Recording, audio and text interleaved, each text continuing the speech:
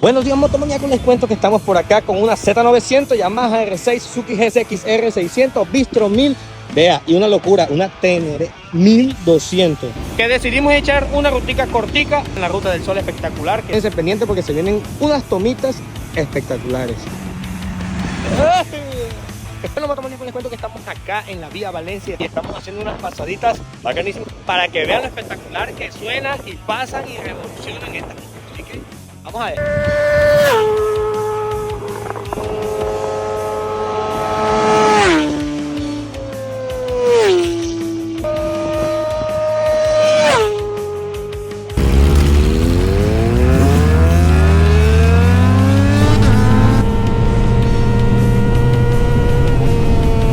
Y así finalizamos, motomaníacos. Gracias por quedarse hasta el final del video. Chao, chao.